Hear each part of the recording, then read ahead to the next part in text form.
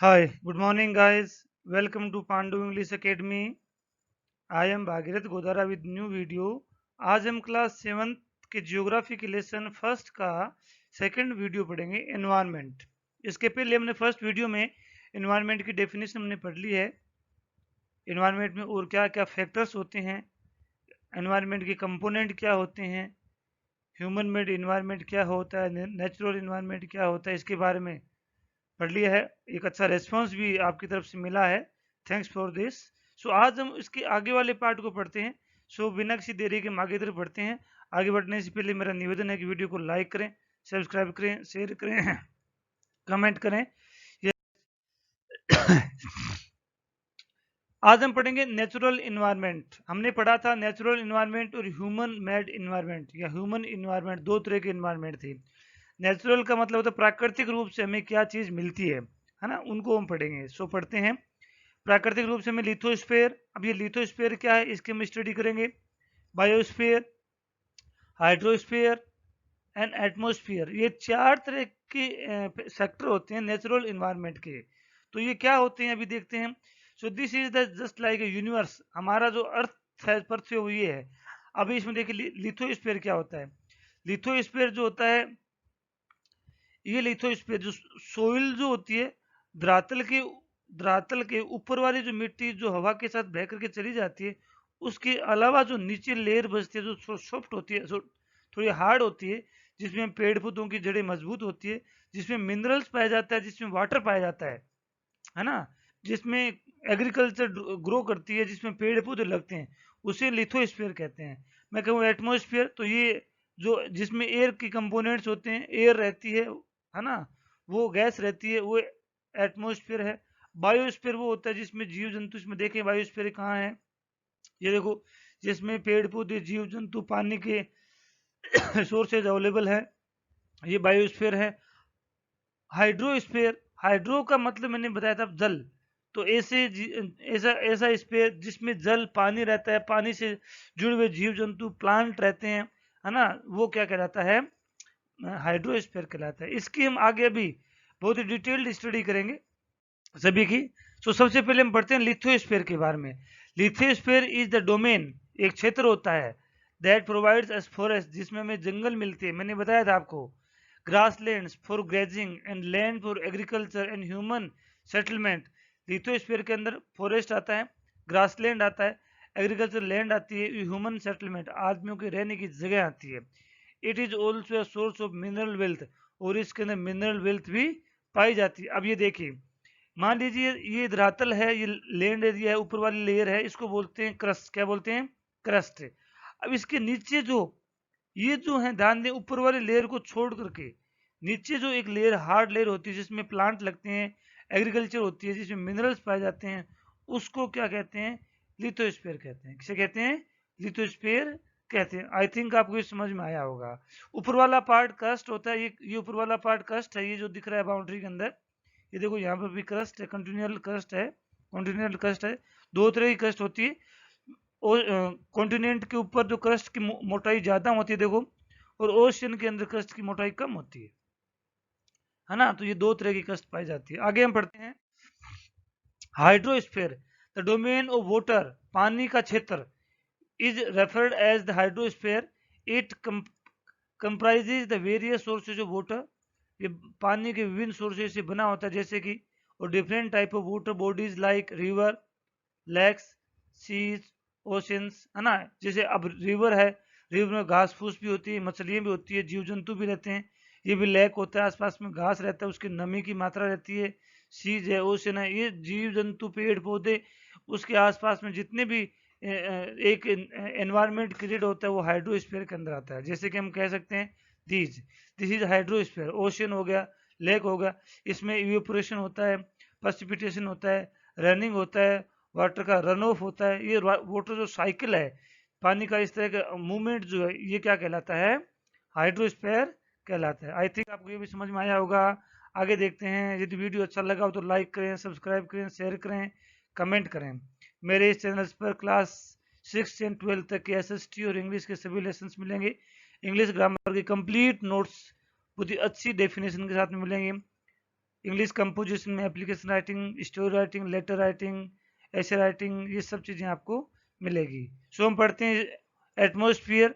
Atmosphere is the thin layer of earth, earth की layer होती है दैट सराउंड द अर्थ, ये atmosphere है। ट्रोपोस्फियर है ना, स्ट्रेटोस्फियर, मेसोस्फियर, थर्मोस्फियर, ऑक्सफोस्फियर, ये क्या होता है, एटमोस्फियर होता है।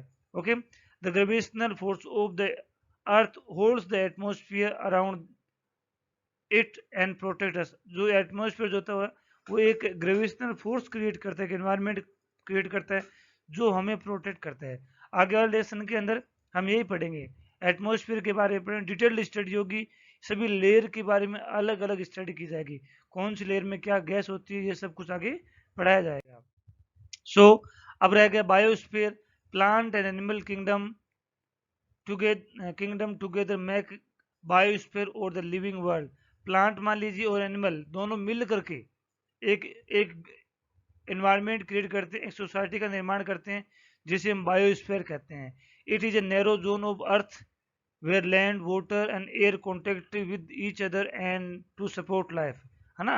ये अर्थ का एक नैरो स्पेस है जहाँ हवा, पानी, धरातल, पृथ्वी सब आपस में कांटेक्ट करते हैं और जिससे कि एक नए तरीके का जीव मंडल का विकास होता है, उसे बायोस्फीयर कहते हैं। जैसे कि हम कह सकते हैं दीज आर ऑल बायोस्फीयर। देखिए धरातल है, धरातल की रेनिंग, बारिश होने की वजह से घास हुआ, घास होने से जीव जंतु डेवलप हुए।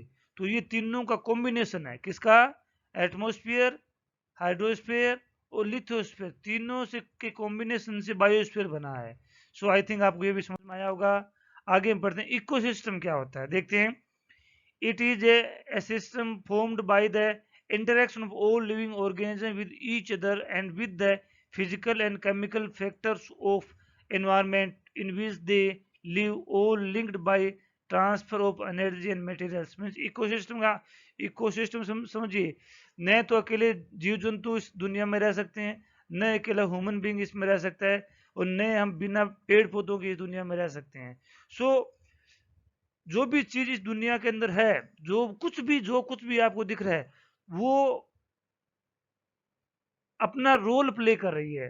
अगर वो नहीं होगा तो एनवायरनमेंट डिस्टर्ब हो जाएगा। जैसे अगर मैं पेड़ पौधों को हटा दूं तो क्या हम जीवित रह जाएंगे?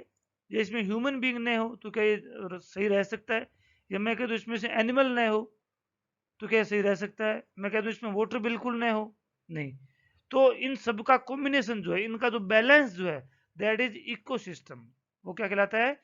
इकोसिस्टम। This is ecosystem. सभी एक दूसरे पर डिपेंड है, कोई भी न्यूट्रल नहीं है, सभी एक दूसरे पे डिपेंड है। इसी डिपेंडेंसी को इकोसिस्टम कहते हैं। इको, सबका इकोलॉजिकल बैलेंस है। सो आई थिंक ये भी आपको समझ में आया होगा। अब हम पढ़ते हैं बार्टर सिस्टम। ये एक नया वर्ड है। बार्टर का मतलब होता है व्यापारिक चीजें, वस्तुओं का लेन देन करना है। बुक दी, आपने इसको बनाना दे दिया, या इसने बुक दी, आपने इसको पैसे दे दिया, या आपने कुछ और चीज इसको ला के दे दी, that is the barter system. It is a trade in which goods are exchange without the use of money. बिना मनी के, पैसे नहीं, बिना मनी के सामान का आदान प्रदान करना। अर्लियर टाइम में, आजकल तो ऐसा नहीं होता है, पहले क्या था, वस्तुओं का विनिमय ज्यादा हुआ करता था। जैसे मैं कह सकता हूँ पैसे थे नहीं तो लोग बाग क्या करते थे, अपने पास पशुधन रखा करते थे। अब जिनको पशु की जरूरत होती वो पशु ले लेते, जिनको अनाज की जरूरत होती वो पशु दे करके अनाज ले लेते, है ना। इस तरह से वस्तुओं का एक्सचेंज होता था। सो ये मनी से एक्सचेंजमेंट नहीं है, ये thing to thing, goods to goods, सामान का आदान प्रदान, है ना, क्या कहलाता है? बार्टर सिस्टम कहलाता है। आगे हम पढ़ते हैं। हमने नेचुरल इन्वायरमेंट पढ़ लिया, अब हम पढ़ेंगे ह्यूमन इन्वायरमेंट। तो पढ़ते हैं, human being interact with environment and modify it according to their need. आदमी जो होता है इन्वायरमेंट के साथ में इंटरेक्शन करता है, क्रियाकलाप करता है, उसे मॉडिफाई करता है और अपने लिए उस एक अच्छा माहौल क्रिएट करता है। जैसे पेड़ पौधे ज्यादा होते हैं तो वो काट देता है, वहाँ एग्रीकल्चर लैंड डेवलप कर लेता है, फिर नए पेड़ पौधे लगाता है ना। पोल्यूशन, गाड़ियाँ लाता है, पोल्यूशन बढ़ता है, पोल्यूशन को कंट्रोल करने की सिस्टम डेवलप करता है। तो ये सब सिस्टम है ह्यूमन इन्वायरमेंट। मतलब है कि ह्यूमन बीइंग जो कुछ भी इसमें एक्टिविटी करता है, चाहे वो लाभदायक हो या हानिकारक हो, जो कुछ भी अगर वो एक्टिविटी करता है वो ह्यूमन इन्वायरमेंट में आती है। आगे बढ़ते हैं। Earlier human adapted themselves to natural surroundings. पहले क्या था, अर्लियर टाइम में लोग बाग नेचर में ज़्यादा इंटरेक्शन नहीं करते थे, नेचर जैसे भी उसे एक्सेप्ट करते थे और अपने आप को नेचर के अकॉर्डिंग करते थे। आजकल ऐसा नहीं है। They lead a simple life, fulfil the requirement from the nature around them. लोग बाग क्या करते, अपने आसपास के इन्वायरमेंट से अपनी आवश्यकताओं को पूरा कर लेते थे। With time needs grow and become more varied, human learn new ways to use and change environment. फिर क्या हुआ, आदमी का डेवलपमेंट हुआ, उसने अपनी लाइफ को चेंज करने के लिए इन्वायरमेंट को क्या कर दिया, चेंज कर दिया। They learn to grow crop, अब चेंजमेंट में लोग फसल उगाना सीख गए। डेमोस्टिकेटेड एनिमल्स, पशुओं को घर रखना सीख गए। लीड द सेटल लाइफ, और एक अच्छा जीवन यापन करने लगे। सो आई थिंक आपको समझ में आएगा, जो कुछ भी ह्यूमन बीइंग का इंटरेक्शन है, जो कुछ भी वो प्रयास करता है, वो ह्यूमन एनवायरमेंट कहलाएगा। आगे हम बढ़ते हैं। On the 5th June every year the world environment day celebrate. आपको पता होना चाहिए हम वर्ल्ड इन्वायरमेंट डे कब सेलिब्रेट करते हैं। क्या होता है ये, a perfect balance is necessary between. क्यों मनाया जाता है, इस दिन हमें ये शपथ लेते हैं कि परफेक्ट बैलेंस रखा जाएगा। A perfect balance is necessary between the natural and human environment. Humans must learn to live and use the environment in a harmonious way. Harmonious way का मतलब है balanced way. आदमियों को, ह्यूमन बीइंग को, nature को एक balanced तरीके से कंट्रोल करना या उसको मैनेज रखना चाहिए। आई थिंक आपको वीडियो अच्छा लगा होगा, समझ में आया होगा। यदि वीडियो अच्छा लगा हो, समझ में आए तो लाइक करें, सब्सक्राइब करें, शेयर करें, कमेंट करें। Thanks for watching, have a nice day.